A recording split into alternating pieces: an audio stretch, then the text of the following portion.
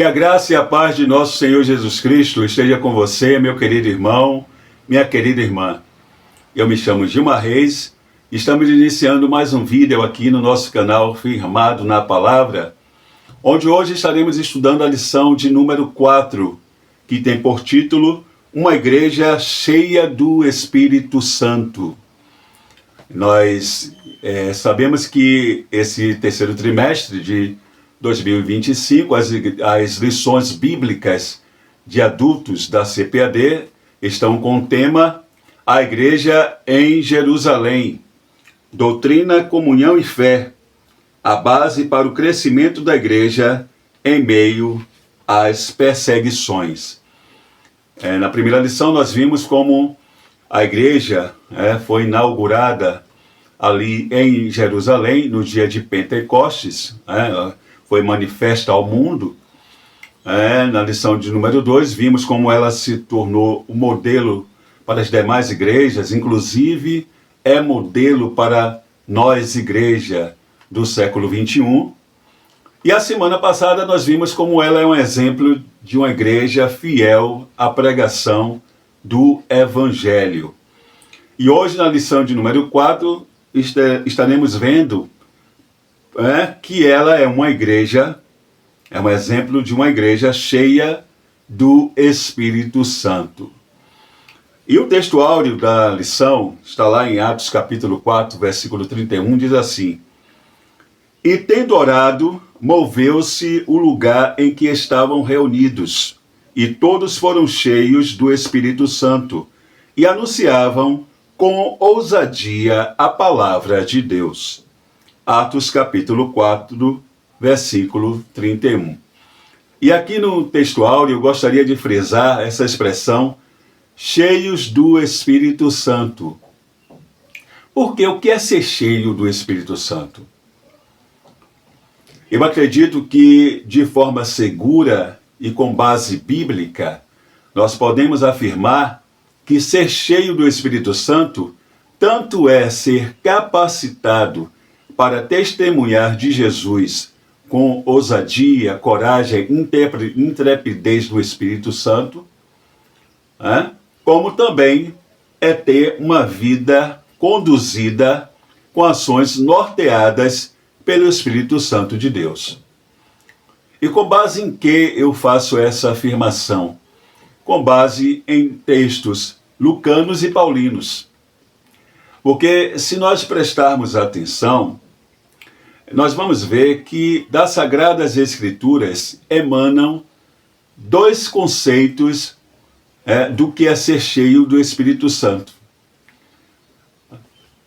Que é o conceito que enfatiza a capacitação para o serviço cristão, e aquele que enfatiza a transformação de vida, uma vida conduzida pelo Espírito Santo de Deus.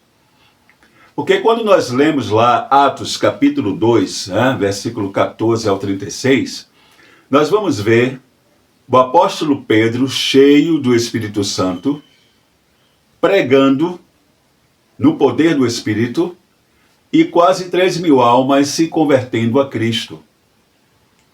Quando nós lemos lá Atos capítulo 3, nós vamos ver agora Pedro e João indo ao templo para orar, e na porta do templo curando um coxo de nascença. E novamente dentro do templo, ali no pórtico de Salomão, pregando, ali cheio do Espírito Santo, e quase 5.000 homens, 5.000 pessoas agora convertidas a Cristo. E aí quando nós vamos lá para Efésios capítulo 5, e eu gostaria de ler essa aqui com vocês, que é uma carta paulina, nós vamos ver o apóstolo Paulo falando sobre conduta cristã. O cristão ele deve se conduzir em santidade, em amor um para com os outros. E aqui ele inicia o capítulo, Efésios capítulo 5, dizendo assim: sede, pois, imitadores de Deus, como filhos amados, né? E andai em amor, como também Cristo vos amou e se entregou a si mesmo por nós, em oferta e sacrifício a Deus, em cheiro suave. E aqui, só para a gente entender, né? A imitação de Deus, eu vou deixar aqui algumas referências para a gente entender, porque quando ele fala ser de imitadores de Deus, é no quesito de santidade, de amor, né? Nós não podemos imitar Deus em tudo, né? Na sua onisciência, na sua onipresença, soberania, né? Aí só para os irmãos entenderem, os irmãos podem fazer um paralelo com textos como Mateus capítulo 5, versículo 43 e 48, Lucas capítulo 6, versículo 35 e 1 João capítulo 4, verso 10 e 11. Algumas referências só para a gente entender essa questão da imitação de Deus. E aqui, se você ler todo o capítulo, você vai ver que Paulo está falando sobre conduta cristã, como o cristão ele deve buscar viver em santidade, né? E aqui no versículo 18, ele vai dizer assim: e não vos embriagueis com o vinho, né? Não vos embriagueis com o vinho em que há contenda, mas enchei-vos do Espírito, falando entre vós com salmos e hinos e cânticos espirituais, cantando e salmodiando ao Senhor no vosso coração, dando sempre graças por tudo a nosso Deus e Pai, em nome de nosso Senhor Jesus Cristo, sujeitando-vos uns aos outros no temor de Deus. E como é que a gente consegue viver assim? Como é que nós conseguimos nos conduzir dessa maneira, se não for cheio do Espírito Santo? De nós mesmos nós não conseguimos, não é isso? Vivemos dessa forma, ter essa conduta cristã que vai dar testemunho da nossa fé em Cristo, de que realmente nós tivemos uma vida transformada em Jesus. Então a gente vê que enquanto Lucas enfatiza, né, o ser cheio, a plenitude do Espírito, o ser cheio do Espírito Santo, em você pregar, testemunhar de Jesus com ousadia, realizando sinais e maravilhas, o apóstolo Paulo, ele enfatiza a transformação de vida, é uma vida conduzida pelo Espírito Santo de Deus. E continuando aqui, a verdade prática da lição vai dizer assim, uma igreja cheia do Espírito Santo suporta aflições, ora com poder e ousa no testemunho cristão. E a palavra-chave da nossa lição é Espírito Santo, do hebraico Ruach Kadosh, ou como a maioria dos hebraístas afirmam ser a expressão mais correta, né? Ruach HaKodesh, onde Ruach seria espírito, fôlego de vida, vento, e HaKodesh, do santo, ou santidade, né? Ou o espírito de santidade, ou Espírito Santo, né? No grego seria pneuma hagion, ou pneuma hagion, como queira pronunciar. Nós sabemos que o Espírito Santo, ele é a terceira pessoa da Santíssima Trindade. É Deus, consubstancial com o Pai e o Filho, Senhor vivificador, aquele que convence o mundo do pecado, da justiça e do juízo. É aquele que regenera o pecador, submetendo ao novo nascimento, dando a ele uma nova natureza. O texto bíblico em classe da lição está lá em Atos capítulo 4, versículo 24 ao 31, que é o registro da oração da igreja em Jerusalém, quando recebem a notícia das ameaças do Sinédrio, né, através dos apóstolos Pedro e João. Né, quando os apóstolos Pedro e João contam para a comunidade de fé sobre as ameaças do Sinédrio. Nós vamos lembrar que, isso foi até assunto da lição passada, que Pedro e João, eles estão indo para o templo à hora nona, ou seja, às 3 da tarde, quando na porta do templo tem ali um coxo de nascença. Um homem que, quando nós lemos Atos capítulo 4, versículo 22, vamos saber que há mais de 40 anos, né, está naquela condição. E Pedro, mas João, quando entra no templo, vão entrando ali para o templo, ele pede uma esmola, e Pedro impetra a cura àquele homem que entra no templo, né, saltando e andando. Isso faz com que os presentes ali fiquem atônitos, né, porque imagine você conhece um homem, um pedinte, que há tanto tempo está ali, e você sabe que é coxo, alguns até deveriam saber que de nascença, e agora você vê aquele homem pulando e andando ali. Então as pessoas que estavam ali ficam, assim, espantadas, né? E olham para Pedro e João como que fossem eles, pelo poder em si mesmo, que fizessem aquele milagre. E aí nós vamos ver que Pedro aproveita e prega Jesus Cristo, né? Aquilo que vai ser o seu segundo sermão.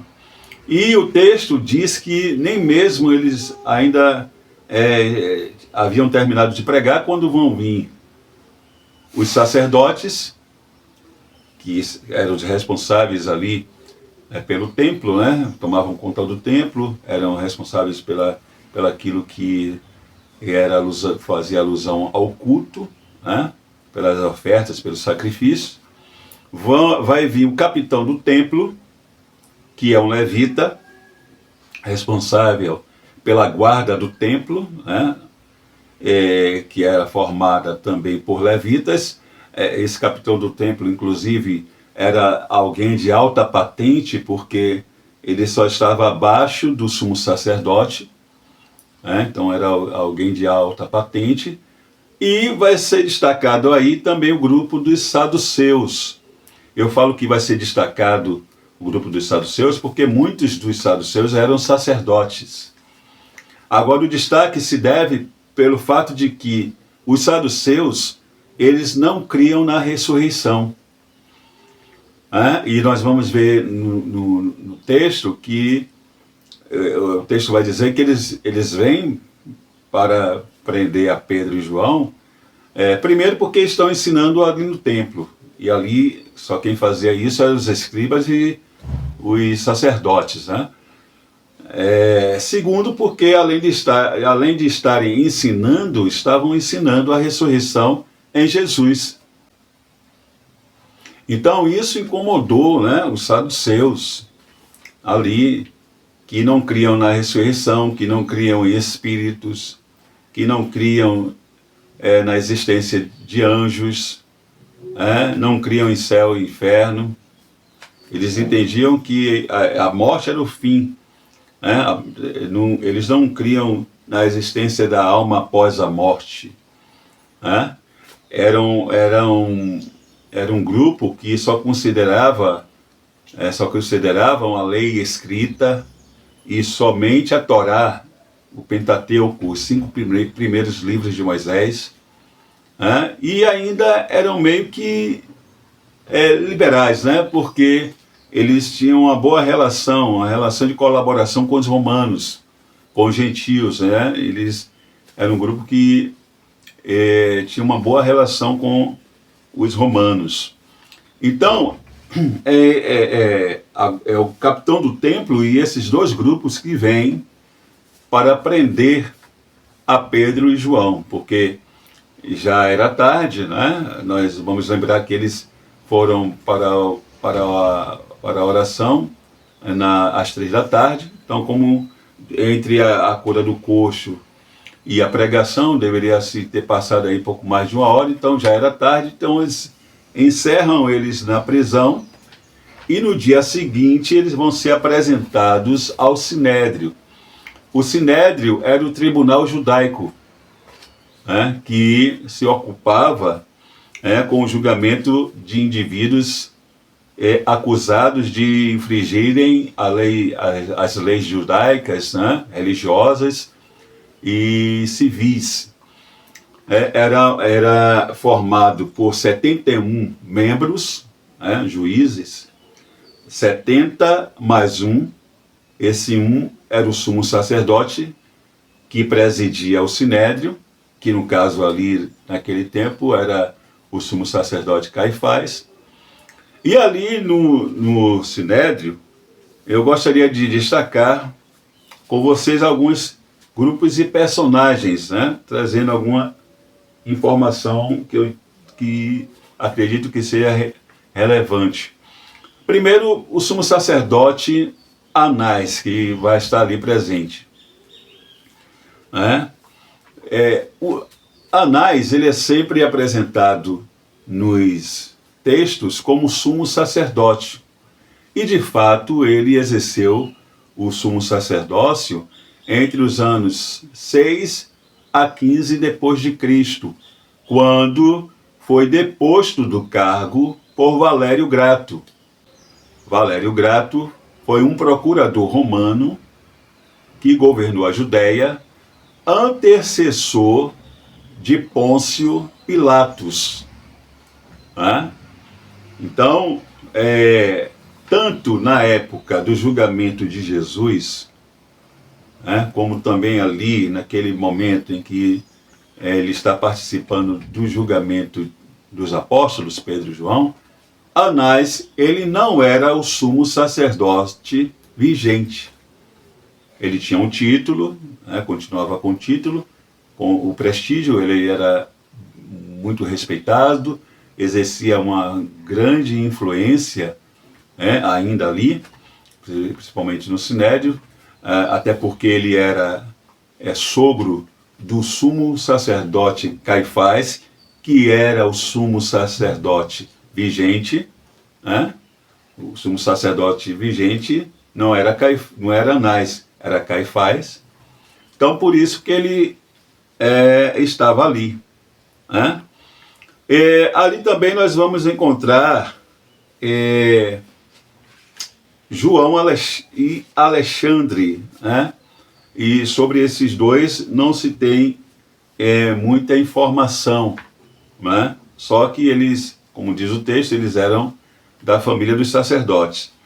Agora, sobre João, alguns afirmam ser ele Jonatas, filho do sumo sacerdote Anás, que foi nomeado sumo sacerdote após a saída do sumo sacerdote Caifás.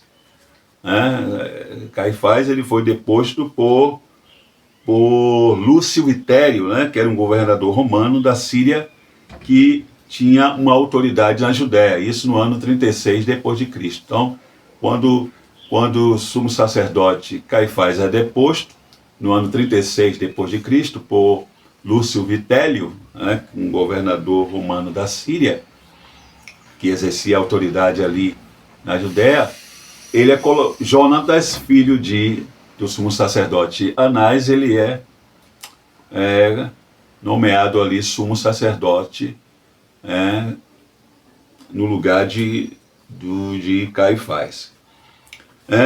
E você tinha também os anciãos, que a gente pode entender como os líderes, leigos da comunidade, ali, na sua maioria, adotava inclusive o ponto de vista dos saduceus, além dos escribas também que estavam ali, que, como nós sabemos, eram os doutores da lei, os copistas da lei, os intérpretes, aqueles que inclusive ensinavam o povo. Então, é diante desses grupos, desses homens poderosos, que Pedro e João vão ser colocados, né, e inquiridos de com que autoridade e poder eles haviam curado aquele homem, porque vejam que a cura, né, o fato do homem estar curado, não tinha como eles negar.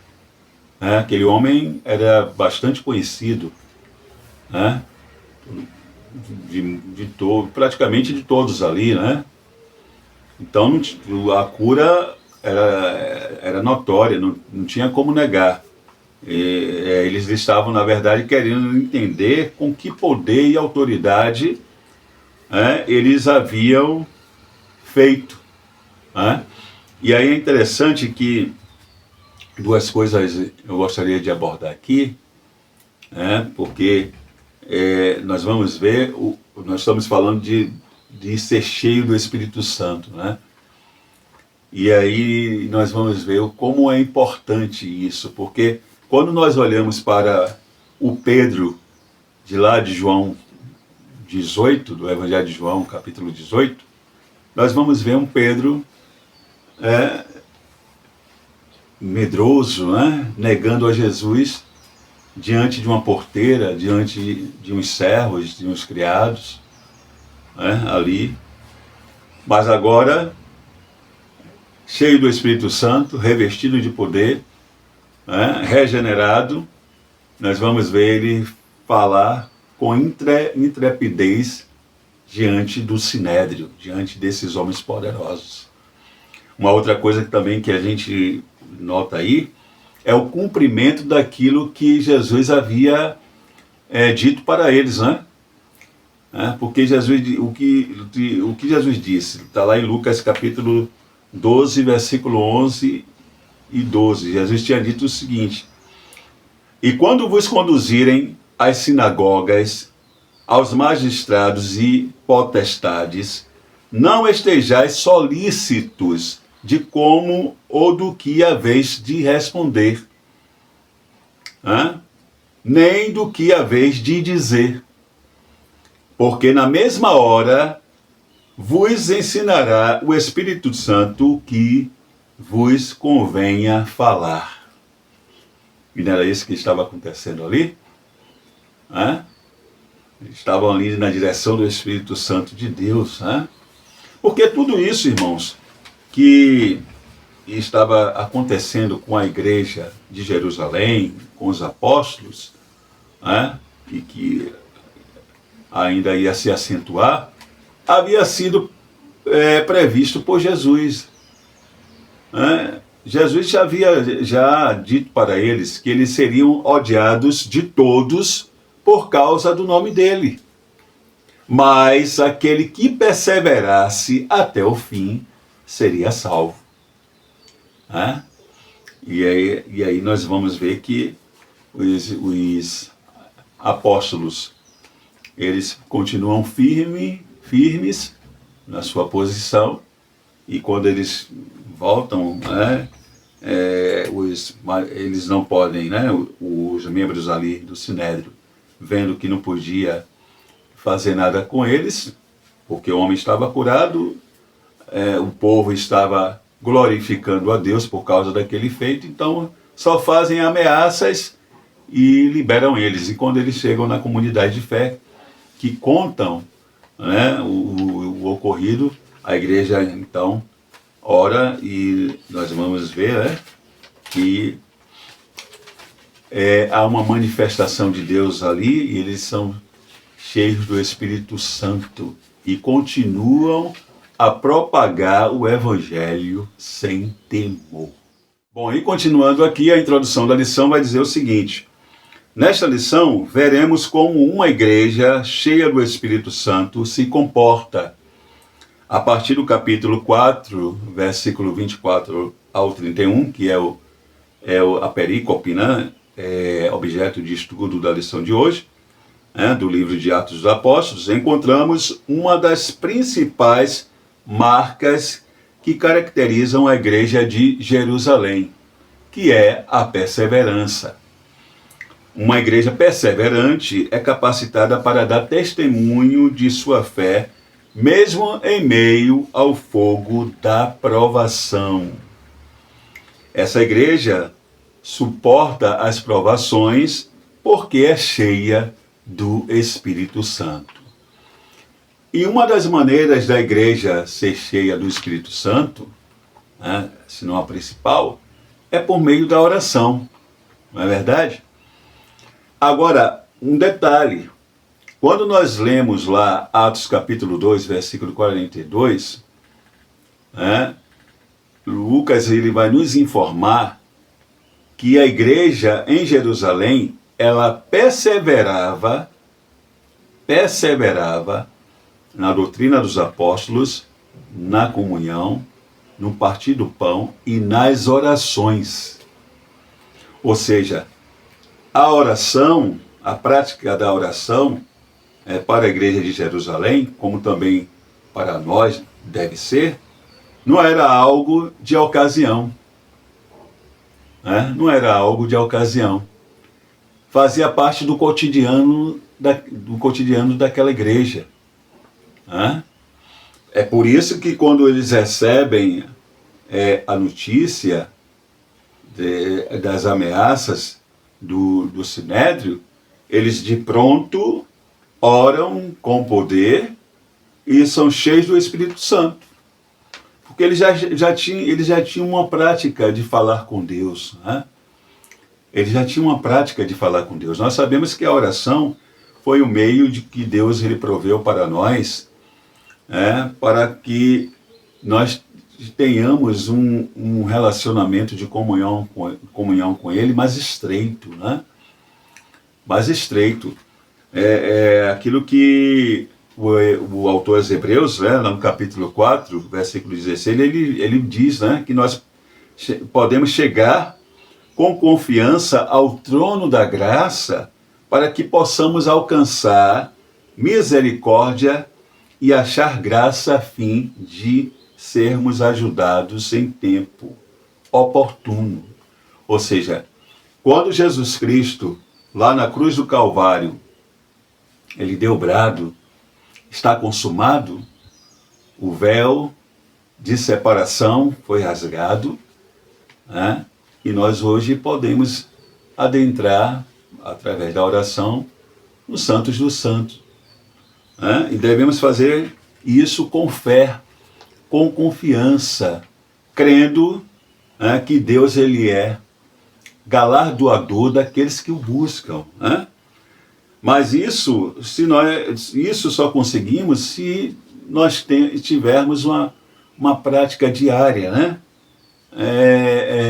de conversar com Deus, que era o caso da igreja de Jerusalém. E aí, essa igreja que é cheia do Espírito Santo, que pratica as orações, o comentarista vai dizer que por causa do Evangelho, ela renuncia a seu próprio bem-estar e não aceita ficar na zona de conforto. A igreja do Senhor, nós fomos chamados para ser luz. E como luz, nós temos que denunciar o pecado. Nós temos que denunciar o pecado. Somos como portadores da verdade, que é Jesus Cristo, nós temos que apresentá-la ao mundo, confrontando o relativismo, que prega que cada um tem a sua verdade. Não. Existe algo que foi estabelecido por Deus. E nós, a Igreja do Senhor, que somos representantes de Deus aqui na Terra, precisamos nos posicionar contra essas pautas progressistas que vêm afrontar a cultura cristã, que vêm afrontar a Igreja do Senhor, que vêm confrontar as Sagradas Escrituras, querendo inverter os valores cristãos, aquilo que foi estabelecido por Deus. E a igreja, como sal, ela precisa trazer o equilíbrio. Ela precisa trazer o equilíbrio. nós, a igreja do século XXI, nós não podemos nos calar em prol do nosso bem-estar, né? Principalmente aqueles que estão em posições com o objetivo de nos representar. Precisa ter ciência disso, que antes de qualquer coisa, meu irmão, você é a igreja do Senhor. Você faz parte do corpo de Cristo, né? Você está dentro daquela missão de 1 Pedro, capítulo 2, versículo 9. Né? Então, a igreja, ela não pode temer, né? Ela não pode recuar para não ser incomodada. Até porque, queridos, nós não precisamos temer, né? Por dois motivos. Primeiro, porque o dono da obra, ele é poderoso. O dono da obra é Deus. Ele é o maior interessado que a igreja avance. É Deus, né? E ele é poderoso, né, para estabelecer e tirar reis, né? Ele é poderoso para intervir com mão forte e fazer conforme lhe aprouver, né? E segundo, porque nós temos uma promessa, né, do nosso Senhor Jesus Cristo. Jesus, ele disse que as portas do inferno não prevaleceriam contra a sua igreja. As portas do inferno não prevaleceriam contra a sua igreja. É claro que Jesus aqui, ele não está falando da igreja edifícios, né, os edifícios aí construídos, né, não está falando de um monte de tijolos. Ele está falando da igreja na sua dimensão espiritual, aquela que é formada por todos os salvos cristãos em Cristo Jesus, né, os salvos em Cristo Jesus de todas as épocas, que muitos dos quais já dormem no Senhor, mas vitoriosos, porque nem mesmo a morte pôde dissuadi-los da sua fé. Então essa igreja ela continuará crescendo, a igreja imaculada, a igreja invisível, continuará crescendo. Os salvos verdadeiros, os cristãos verdadeiros, continuarão firmes na sua fé. Não adianta Satanás ele enviar os seus asseclas, porque a igreja do Senhor ela já é vitoriosa em Cristo Jesus. E continuando aqui, o comentarista vai dizer justamente o que nós estamos falando, né? Sem a capacitação do Espírito, o corpo de Cristo não suporta as provas para cumprir a sua missão no mundo, porque não é pelas nossas forças, tem que entender isso. Não é pelas nossas forças, não é pela nossa estratégia, não é pelo nosso grito apenas, não é porque nós temos representantes, não. A igreja ela precisa entender que ela só vence as investidas do príncipe desse mundo se ela estiver capacitada, se ela estiver cheia do Espírito Santo. E a principal arma da igreja, a igreja tem que agir, é claro, naquilo que tiver oportunidade, mas a principal arma da igreja é a oração. É exemplo da igreja de Jerusalém. Eles primeiro apresentaram a Deus a situação, para serem capacitados e depois continuaram a propagar o Evangelho.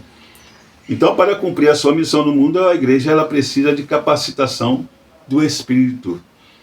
Outra marca de uma igreja cheia do Espírito Santo é a sua capacidade de orar com poder, é o que nós já trabalhamos aqui, né? E por isso impactar o mundo ao seu redor. essa oração fortalece a igreja, capacita a testemunhar de maneira eficaz.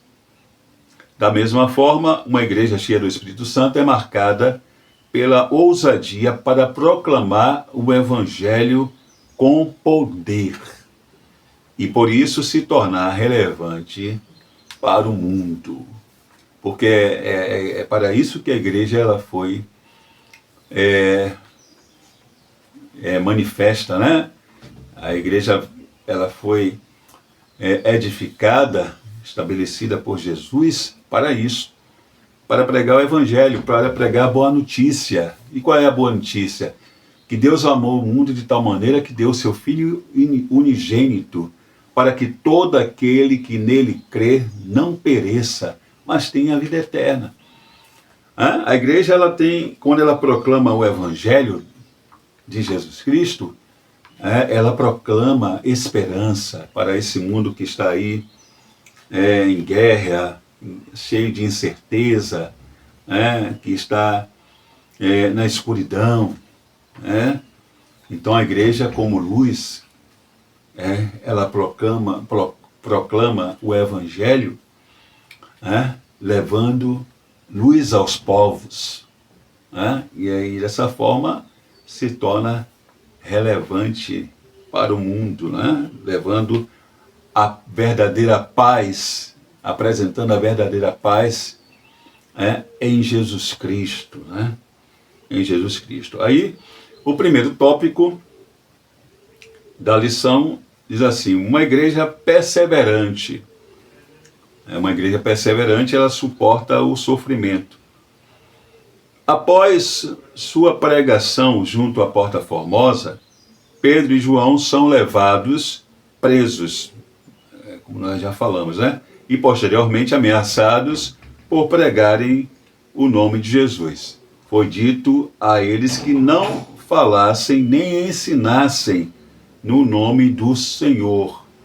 A ordem era clara, mas os apóstolos estavam dispostos a pagarem o preço de não segui-la. Eles não tinham as suas vidas por preciosas. Por preciosas. Eles e a igreja do primeiro século, irmãos, ela tem algo que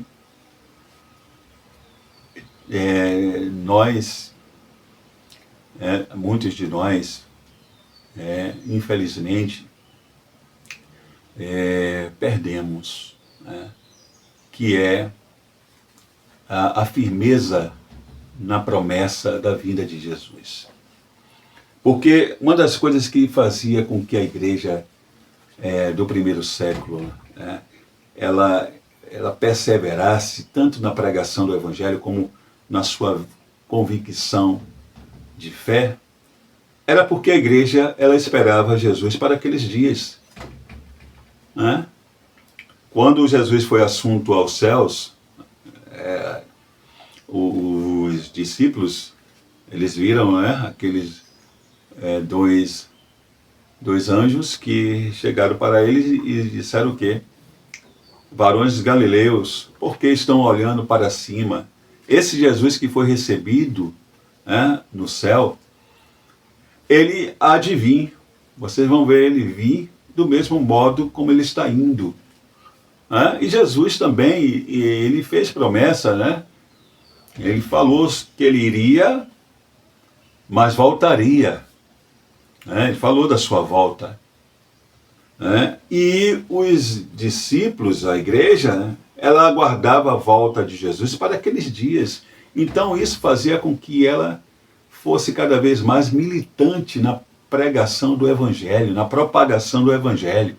É por isso que quando a gente lê a história da igreja, principalmente nos seus primeiros séculos, principalmente no primeiro século ali, nós vamos ver que, principalmente quando a perseguição por parte de Roma, nós vamos ver que quanto mais matava-se cristãos, mais pessoas se convertiam. Porque olhavam, irmãos, imagine os mártires do Coliseu, frente aos leões, né? Que é algo que a gente precisa, né, pensar, porque as nossas, principalmente a igreja brasileira, as perseguições que nós sofremos, queridos, não tem nem como se comparar com a que esses irmãos do primeiro século, e aqui muitos irmãos dos nossos dias vivem em países aí orientais, né? Nós temos ainda essa liberdade de irmos à igreja, de, né, aqui falarmos, de pregarmos nas ruas. Então, o que a gente sofre, porque as coisas já estão acontecendo, não chega nem aos pés, né, do que aqueles primeiros irmãos sofreram. Mas eles tinham uma convicção, eles estavam convictos, né, da sua fé em Cristo, estavam aguardando, sabiam, né, tinham a certeza de que a morte não era o fim. Na verdade, o que a morte pode fazer com o cristão é entregá-lo a Cristo. É entregá-lo a Cristo. Então eles viviam com base nessa fé, e é o que nós precisamos buscar, buscar no Senhor. A igreja, principalmente nós, a igreja brasileira, que parece que com tanta liberdade as coisas, né? Bom, mas eles perseveravam, né? Eles eram cheios do Espírito Santo e suportavam o sofrimento, né? Suportavam o sofrimento. Agiam com perseverança. Isso só foi possível porque Pedro, que falava por si e pelos demais apóstolos, havia sido cheio do Espírito Santo. Nós já falamos sobre isso, né? Agora aqui, não negocia seus valores.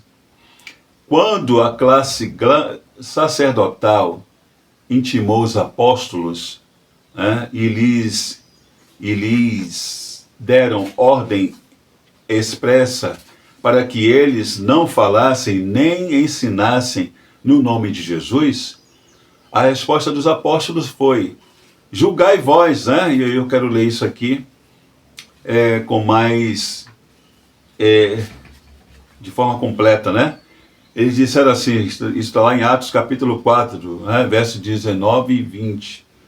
Respondeu, porém, Pedro e João, respondendo, porém, Pedro e João lhes disseram: julgai vós se é justo diante de Deus, ouvir-vos antes a vós do que a Deus.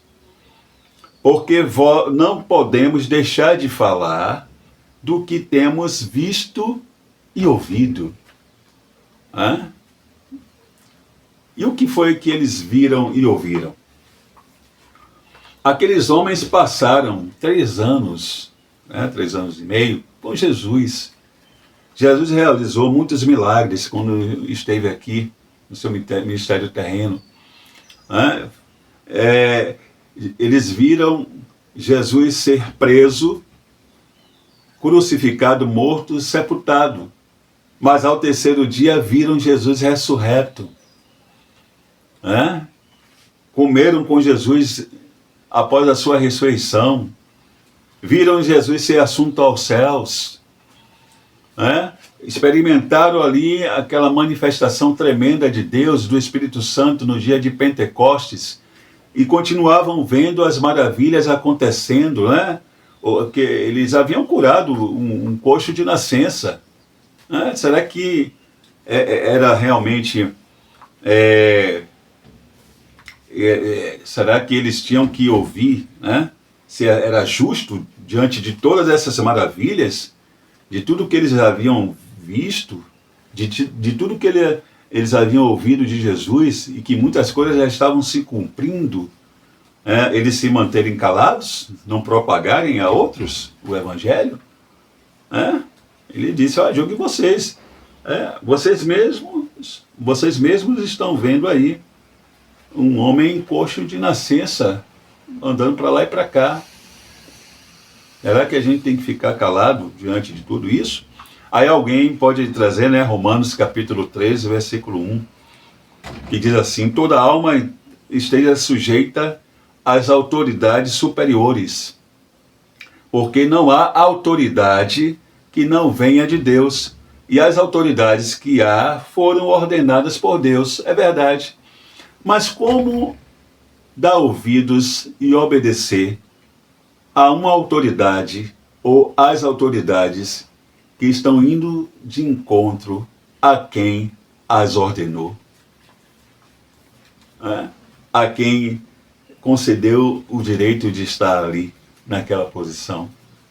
Como obedecer a uma autoridade que está indo de encontro a quem a ordenou? É difícil, não é? Então é por isso que os apóstolos estavam dizendo isso. E ainda havia as evidências, né?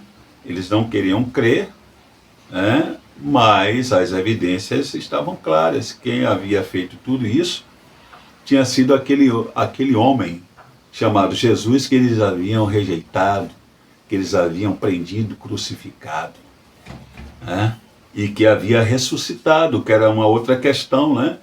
Que a gente tem que lembrar que naqueles dias a ressurreição de Jesus também estava sendo proclamada, e enquanto Caifás, o sumo sacerdote Caifás, juntamente com os saduceus, principalmente os saduceus, queria manipular isso, essa verdade, que não tinha, eles não tinha como esconder isso. O corpo nunca foi achado de Jesus.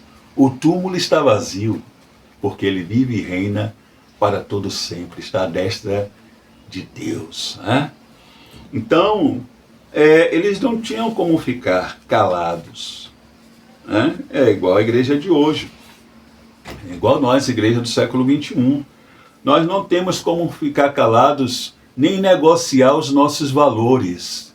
O que a palavra de Deus ela afirma que é pecado, é pecado. O que está lá em Gálatas, capítulo 5, versos 19 ao 21, a lista ali das obras da carne, que a palavra de Deus diz que quem as pratica não entrará, não herdará o reino dos céus, em outras palavras, não será salvo. Aquilo ali é inegociável. Nós servimos a um Deus que é santo, e que requer santidade. E aí, na continuação, uma das marcas de uma igreja que perdeu ou está perdendo o poder do Espírito é a sua aceitação de princípios e práticas que afrontam as Escrituras. E infelizmente é o que nós temos visto em muitos lugares aí. Infelizmente. Muitos lugares, muitas comunidades ditas igrejas, ditas cristãs, têm negociado seus valores. Não estão como aqui, o subtópico 3 está dizendo, não estão convictas de sua fé, que é uma das marcas de uma igreja perseverante, é estar convicta da sua fé. Uma igreja cheia do Espírito Santo é estar convicta de sua fé. Não se apoia em suposições, mas em fatos. Os primeiros cristãos não apenas ouviram sobre Deus, mas também testemunharam suas obras.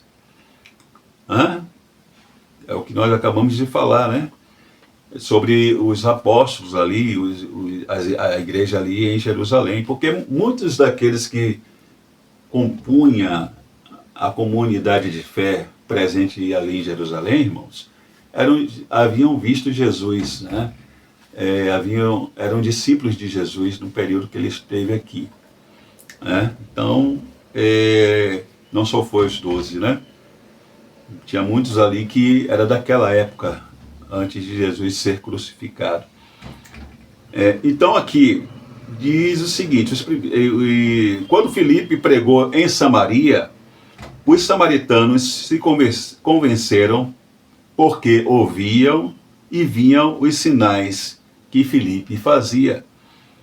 Alguém já disse que Deus é plenamente obedecido no céu porque lá ele é visto, né?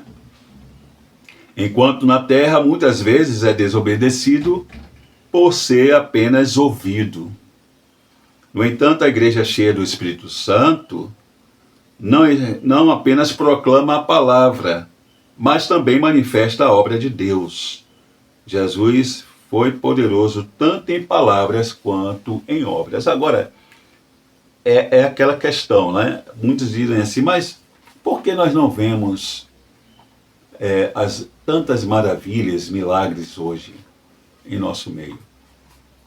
Porque é claro que muitos de nós temos visto, sim, as obras de Deus se manifestar na nossa vida e em muitos lugares, né? Em muitos lugares, né? Se nós pudéssemos aqui compartilhar, muitos dos irmãos que eu sei que estão assistindo o vídeo, teria muito testemunho, né, de milagres, de ação sobrenatural de Deus nas suas vidas. Se eu fosse compartilhar aqui dos milagres de Deus na minha vida, seriam muitos, né? Agora, uma outra questão que a gente precisa analisar e refletir frente a uma lição como essa, é que se a gente não tem visto manifestações de Deus tão extraordinárias em nosso meio, será que é pelo fato de Deus ter mudado ou da igreja do século XXI estar distante e muito da igreja do primeiro século? Né? Naquilo que é a essência, né? Será que nós estamos perseverando na doutrina dos apóstolos? Nas orações, como aqueles irmãos perseveravam?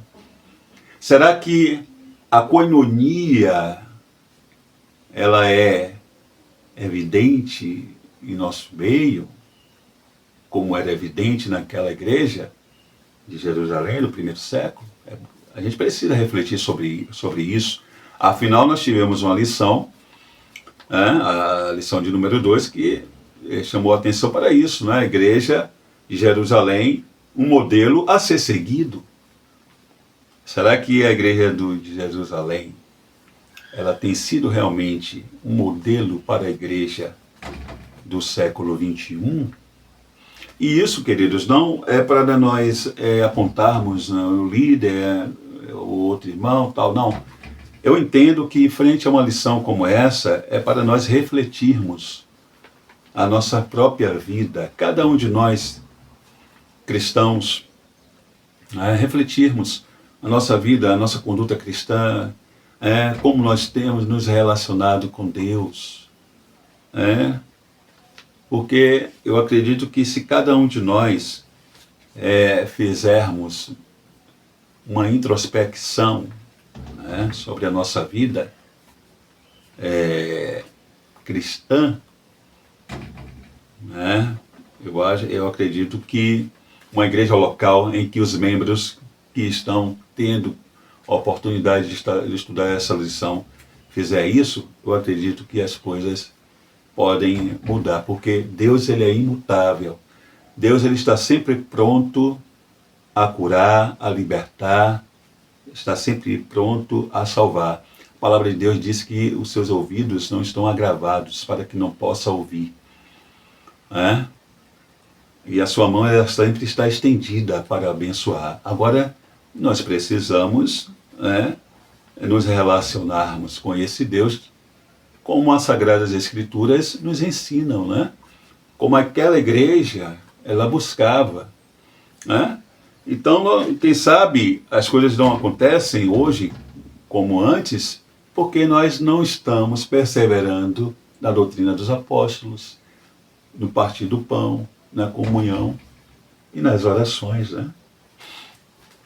Quem sabe a igreja, principalmente a igreja brasileira, não agravando a todos, mas muitos de nós precisamos voltar ao primeiro amor. Mas continuando aqui, o tópico 2 vai dizer assim: uma igreja que ora com poder, orando com propósito. Observamos na oração do capítulo 4, verso 24 a 30, de Atos dos Apóstolos, que os crentes oram para que Deus seja glorificado por meio de um evangelismo de poder. Essa era a preocupação deles, né? Eles oraram com um propósito e por isso foram específicos. Não foi, portanto, uma oração vaga. Nela, eles oraram para que Deus exercesse sua soberania e agisse por meio deles, dando-lhes poder para testemunhar do Senhor Jesus. Nesse sentido, o propósito da oração foi para que Deus fosse glorificado na resposta. Isso faz toda a diferença, né?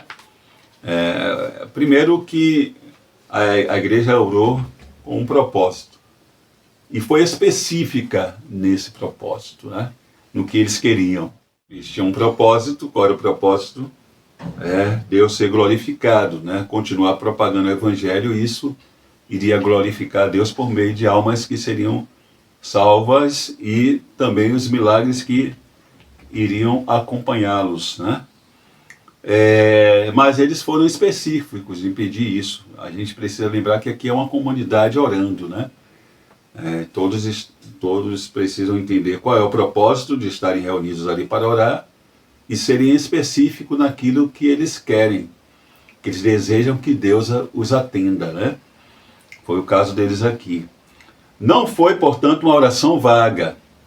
Nela, eles oraram para que Deus exercesse sua soberania e agisse por meio deles, dando-lhes poder para testemunhar do Senhor Jesus. Nesse sentido, o propósito da oração foi para que Deus fosse glorificado na resposta. Então, eles não pediram nada pensando no seu bem-estar, né? Não pediram vingança, não pediram que Deus desse proteção. No texto lá a gente não vê isso. A gente vê, eles apresentam, inclusive, eles citam, né, o Salmo 2, que é um salmo que fala da rebelião das nações e da vitória do Messias, né? Com isso eles vão lembrar que a rebelião contra Jesus, ela foi prevista por Deus, mas não colocava em risco a soberania divina.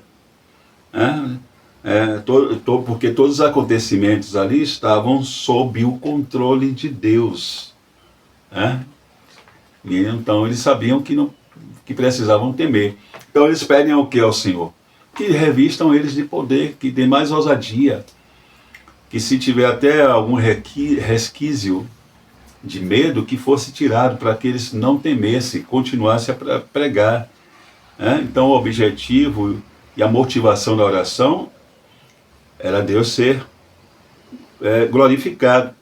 Orando em unidade, e ouvindo eles isto, unânimes levantaram a voz a Deus. A concordância de Strong explica que a palavra unânimes vem do grego homotimadon,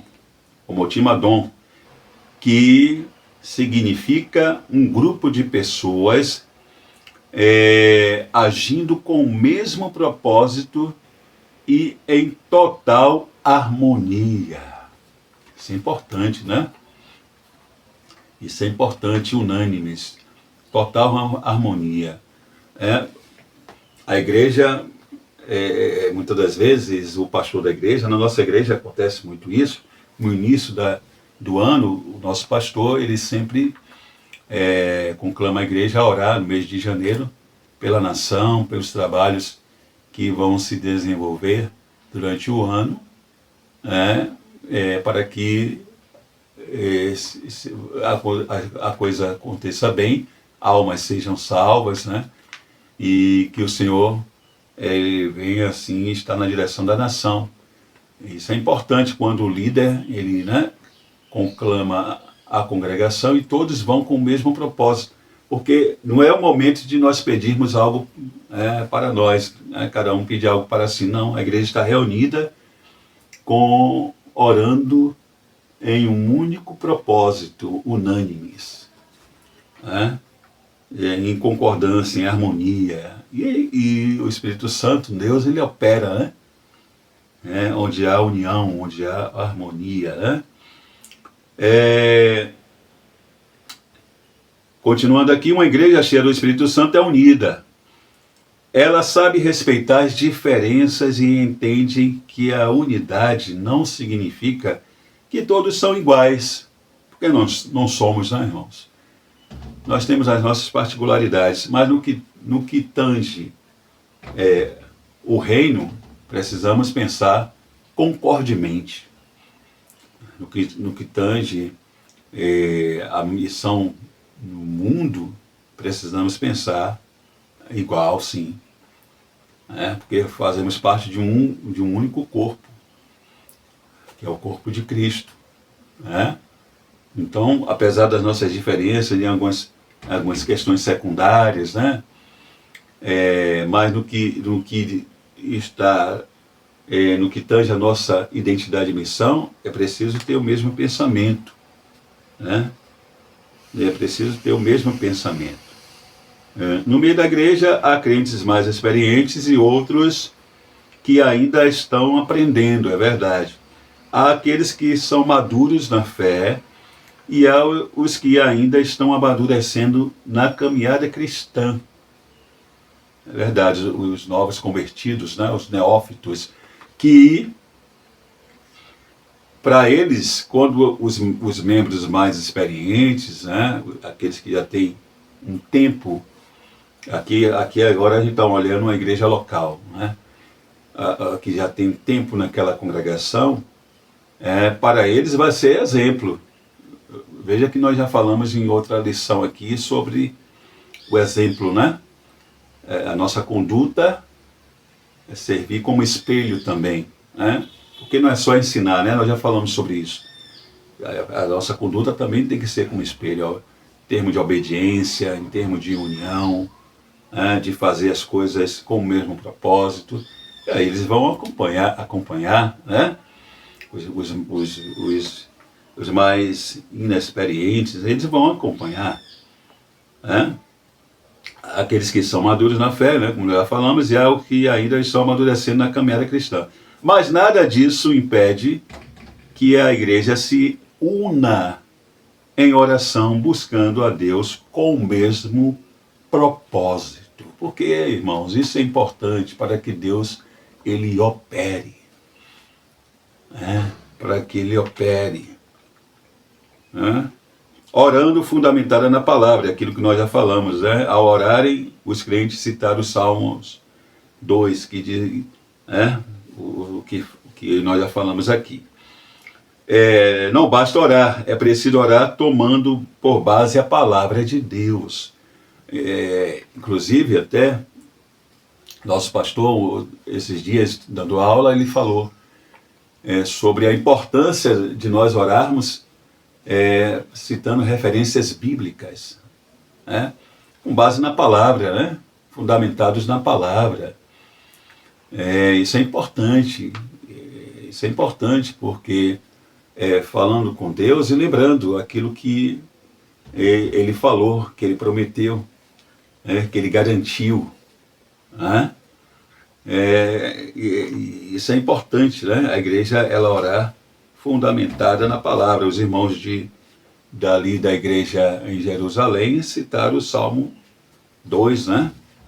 Lembrando ao Senhor. Bom, e aqui no tópico 3 nós temos uma igreja ousada no testemunho. Ousadia para enfrentar a oposição ao Evangelho. Os crentes oraram conscientes dos obstáculos que estavam enfrentando. Olha para as suas ameaças, Senhor.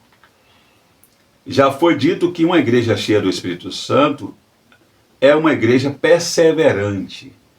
Ela suporta a oposição e o sofrimento por causa do Evangelho. Nós já trabalhamos essa questão, né? Ousadia, o subtópico 2 diz assim: ousadia do exercício dos dons espirituais. O evangelista nos informa, aqui falando o evangelista, aqui no caso Lucas, nos informa que, tendo eles orado, todos foram cheios do Espírito Santo.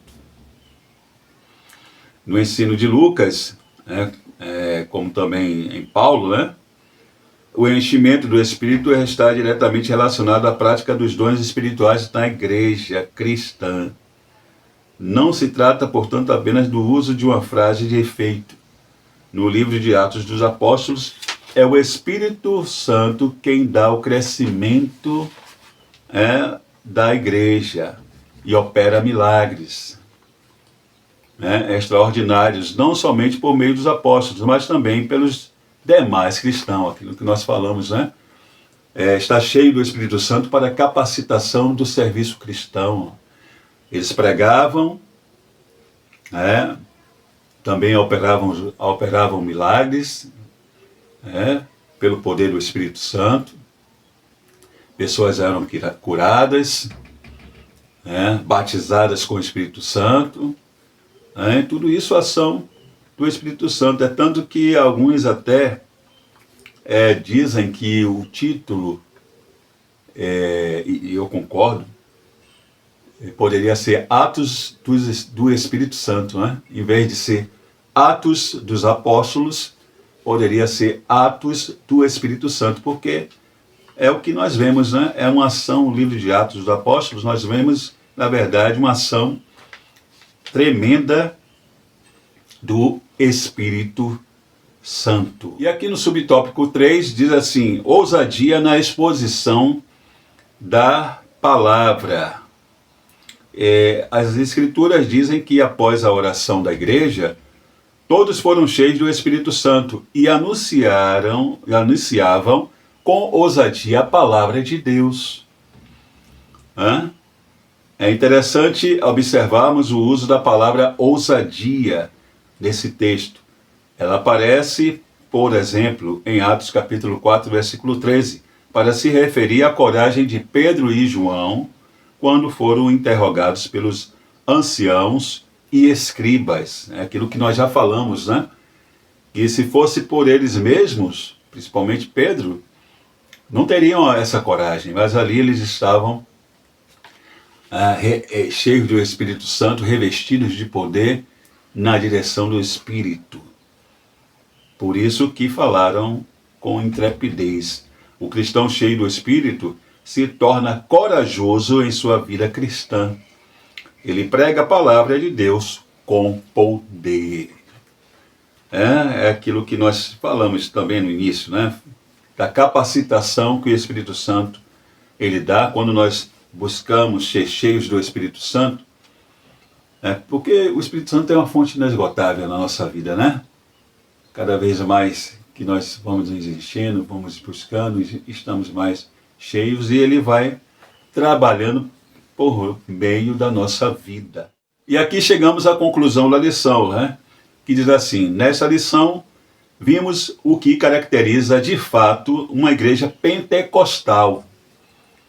Olha aí, o que caracteriza de fato uma igreja pentecostal. A gente viu aqui que não é nada do que se apresenta por aí, Porque o que é que nós estamos vendo aqui? Ser cheio do Espírito Santo para pregar, para testemunhar de Jesus com poder, com ousadia, curar os enfermos, orar e em nome de Jesus o enfermo ser curado. É isso que o livro de Atos dos Apóstolos, a gente vai ver na sequência aí, vai mostrar, Não é nada do que se apresenta por aí, Uma igreja pentecostal é aquela igreja que nós podemos fazer a listinha, de Lucas. É aquela igreja que persevera na doutrina dos apóstolos, a igreja que na comunhão, partir do pão e nas orações, e por isso ela é cheia do Espírito Santo. Para quê? Para testemunhar, pregar o evangelho com ousadia, com intrepidez, no poder do Espírito, realizando sinais e maravilhas. Não é nada do que a gente tem visto por aí em alguns lugares, dizendo que é uma igreja pentecostal. A igreja pentecostal com base bíblica, né, tem essas características aqui, né?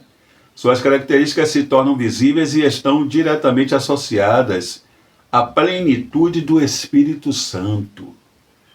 Né? Plenitude do Espírito Santo. Viver na condução, né? Conduzida, ter as ações, as atitudes, né, norteadas pelo Espírito Santo de Deus. A primeira igreja não foi perfeita, como o livro de Atos deixa bem claro. Contudo, suas limitações eram superadas por um viver diário sob a capacitação do Espírito Santo. Se queremos, de fato, ser uma igreja relevante, devemos nos deixar encher do Espírito Santo. Que bênção, né, irmãos? Essa lição, né? Que bênção. Que bênção. Então, aqui nós terminamos esse vídeo. Chegamos ao final de mais esse vídeo, a lição de número 4, que vai ser trabalhada, né, nas igrejas locais, aí, se Deus assim permitir, no dia 27, do mês de julho, e que nós possamos, queridos, a cada lição como essa, refletirmos na nossa vida, né, nós como cristãos, na nossa vida cristã, para que Deus ele faça de novo, né? Para que Deus ele faça de novo no nosso meio, né? Tá bom? Então esse foi o final do nosso vídeo. Se você gostou, deixa aí o seu like, compartilhe aí com seus amigos, com seus irmãos. Se você desejar, se inscreva no nosso canal, tá bom? E que Deus continue te abençoando, o seu ministério, a sua família, e fiquem com Deus.